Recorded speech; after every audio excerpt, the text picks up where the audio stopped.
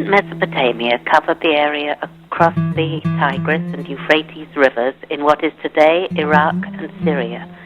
The floodplain of the two rivers in southern Iraq is the traditional location of the biblical Garden of Eden and has long been known as the cradle of civilization, and more recently has been called the heartland of cities. Pasture and irrigated fields were the floodplain's only real resources. Hardwoods, stone, metals, and so forth all had to be imported. Yet from this unpromising landscape rose the foundation of Western civilization, including the world's first cities and earliest known writing system. In 1922, Dr. Gordon, director of the University of Pennsylvania Museum at the time, together with the director of the British Museum, initiated a joint archaeological expedition to the site of ancient Ur. They asked the young archaeologist Charles Leonard Woolley to direct the excavations. Those two decisions were to have amazing consequences.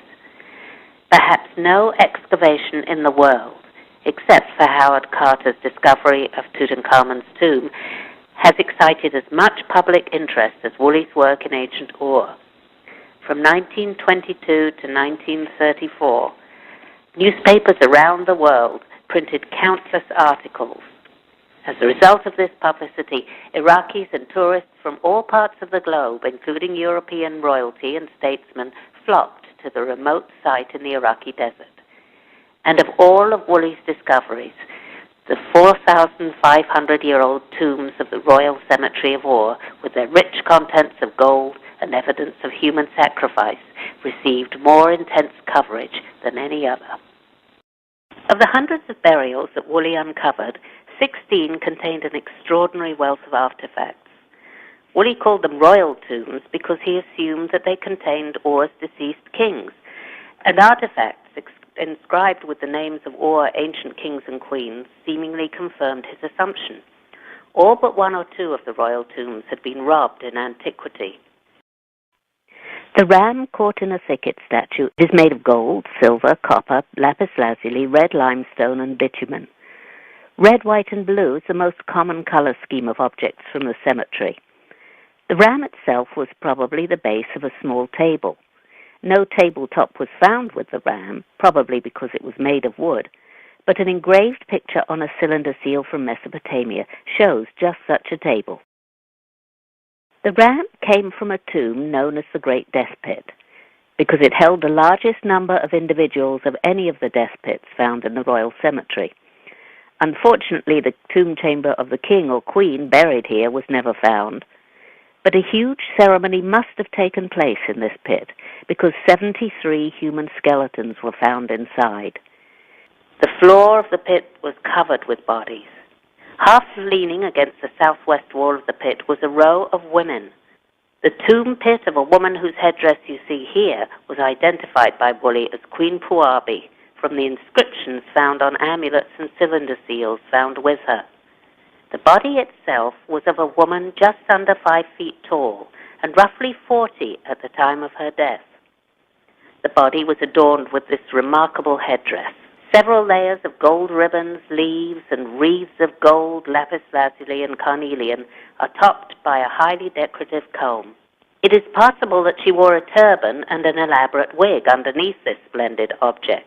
The whole of Puabi's upper body was covered with beads of gold, silver, lapis lazuli, dark blue, carnelian in orange, and agate, which Woolley thought to be the remains of a beaded cloak. A broad belt of gold, carnelian, and lapis beads with suspended gold rings lay across the waist. Against the upper right arm were 3 large pins, which probably secured a garment. None of the semi-precious stones occurred naturally in Mesopotamia, so they would have been brought here from as far away as Afghanistan. Scattered around were amulets and 3 cylinder seals, one of which identified the body as Puabi the Queen. On the fingers of the skeleton were 10 gold rings. This lyre was one of the largest found in the cemetery. The majority of the instrument has been restored to match the representation of a lyre on the inlaid panel on the front. That panel and the bull's head were the only intact pieces remaining of the instrument, as the wood had long ago rotted away.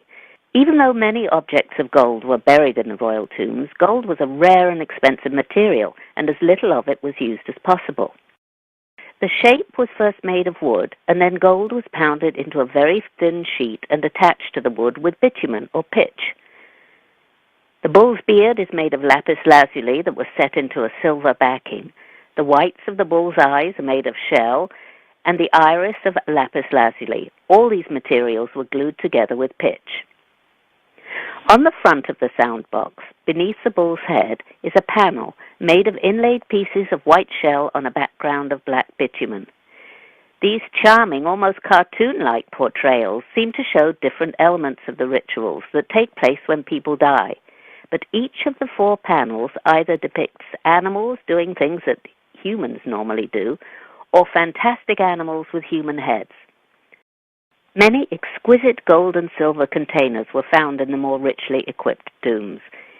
In countries where the glare of the sun is intense, like Egypt and Mesopotamia, eye makeup was frequently used to help protect the eyes, just as football players use it today.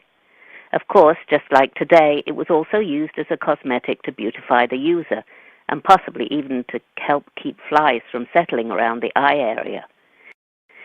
Frequently, cockle shells from the Persian Gulf were used to hold eye makeup, which was used by both men and women, and those shells have been found still holding the remains of the colored powders used.